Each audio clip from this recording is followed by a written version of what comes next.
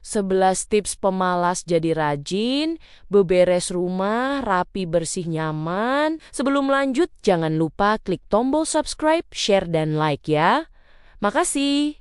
Dan kita lanjut sekarang. Halo Bu Ibu semua. Semoga sehat dan bahagia terus ya. Rasanya ingin sekali menjadi daster yang hanya diam digantung di balik pintu, daripada harus menghadapi kenyataan bahwa cucian piring sudah membentuk menara Pisa di dapur. Ibu pasti sering merasa bahwa musuh terbesar kita bukanlah harga cabai yang naik drastis, melainkan rasa malas yang nempelnya lebih erat daripada daki di leher anak kecil setelah main bola. Padahal, menurut sebuah artikel psikologi rumah tangga, lingkungan yang berantakan itu bisa meningkatkan hormon stres pada perempuan hingga 2 kali lipat dibanding rumah yang tertata rapi. Fenomena rebahan sambil melihat tumpukan baju kotor memang sedang tren di kalangan kita.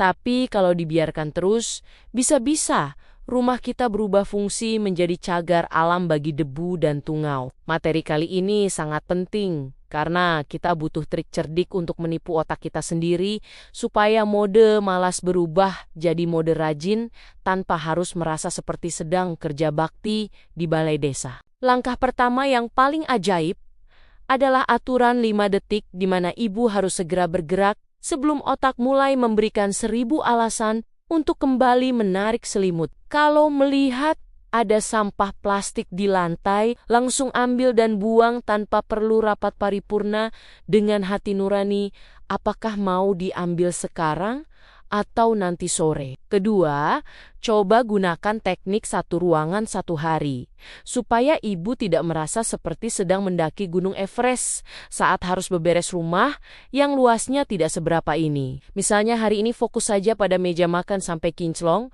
abaikan dulu tumpukan mainan di ruang tengah agar mental kita tidak ambruk duluan melihat medan perang yang sangat luas. Dengan mencicil 1 titik kecil, rasa puas itu akan muncul dan memicu semangat untuk lanjut ke area berikutnya secara otomatis tanpa paksaan. Tips ketiga adalah jangan pernah meninggalkan ruangan dengan tangan kosong.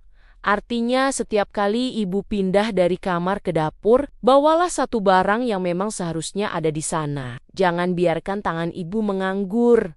Sementara ada gelas bekas kopi suaminya yang sudah berkerak mendekam di meja Ria sejak 3 jam yang lalu. Keempat, mari kita terapkan prinsip mencuci piring langsung setelah dipakai.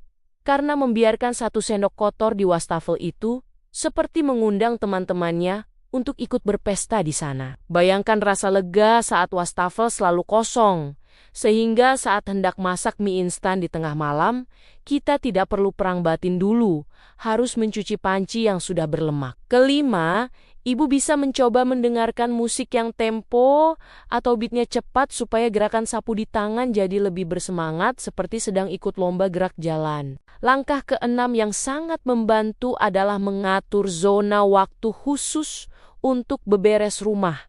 Misalnya cukup 30 menit saja setiap pagi dengan alarm yang dipasang kencang. Begitu alarm bunyi, ibu harus berhenti total meskipun masih ada 1 bantal yang belum tegak. Supaya otak kita menganggap ini sebagai permainan, bukan beban hidup yang abadi. Ketujuh, cobalah untuk mengurangi jumlah perabotan yang tidak berguna. Karena semakin banyak pajangan pecah belah di lemari, semakin banyak pula waktu ibu habis hanya untuk mengelap debu mereka. 8. Berikan penghargaan kecil untuk diri sendiri setelah berhasil menyelesaikan tugas berat, seperti minum es teh manis atau sekadar duduk diam tanpa gangguan selama 10 menit. 9.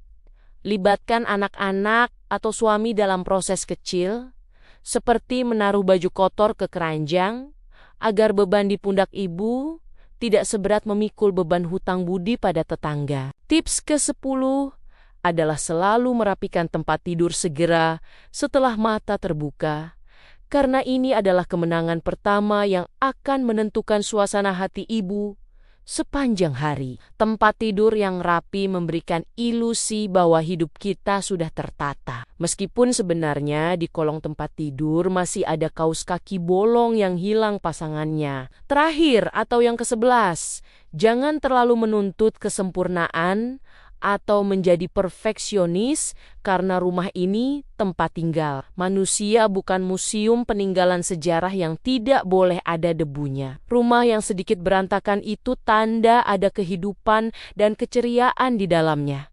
Jadi jangan sampai urusan debu bikin kita kehilangan senyum manis di depan keluarga tercinta. Menjadi rajin itu bukan berarti kita jadi robot, melainkan hanya mengatur strategi agar sisa waktu kita bisa dipakai untuk hal-hal yang lebih membahagiakan. Kesimpulan dari semua tips ini adalah bahwa rasa malas sebenarnya hanyalah sinyal bahwa kita butuh cara baru yang lebih menyenangkan untuk mencintai rumah kita sendiri. Memang ada kalanya kita merasa sangat payah melihat rumah orang lain di media sosial yang selalu tampak berkilauan, seolah tidak pernah ada anak kecil yang tumpah susu di sana. Namun sadarlah bahwa apa yang tampak di layar seringkali hanya potongan kecil dari realita yang mungkin saja lebih berantakan dari rumah kita saat ini. Kita harus optimis bahwa setiap langkah kecil yang kita ambil untuk merapikan satu sudut rumah adalah bentuk investasi kebahagiaan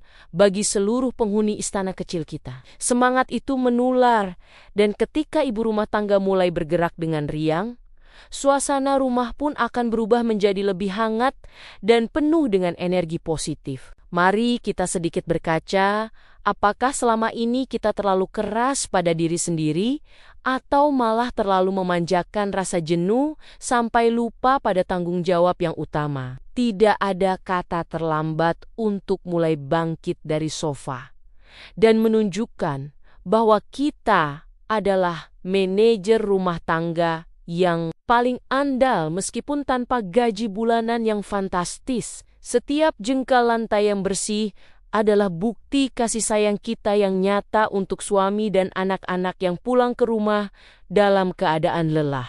Jadilah pribadi yang rajin dengan cara yang cerdas, bukan dengan cara yang menyiksa raga sampai pinggang terasa mau copot setiap malam. Kita pasti bisa menciptakan rumah yang rapi, bersih, dan nyaman, asalkan kita mau mengalahkan ego untuk tetap diam dan mulai bergerak perlahan.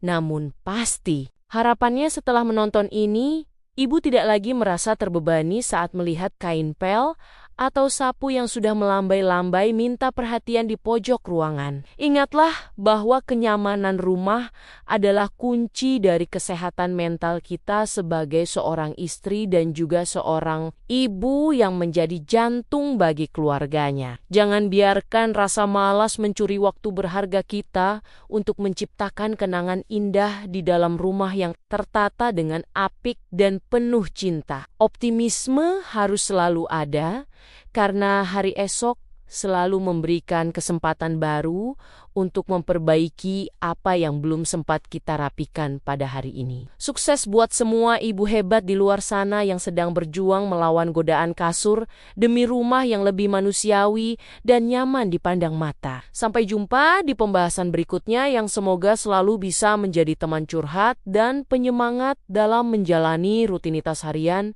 yang tidak ada habisnya ini. Terima kasih sudah dengerin cerita dan curhatku hari ini. Sampai ketemu di video-video berikutnya. Tetap semangat Bu Ibu semua.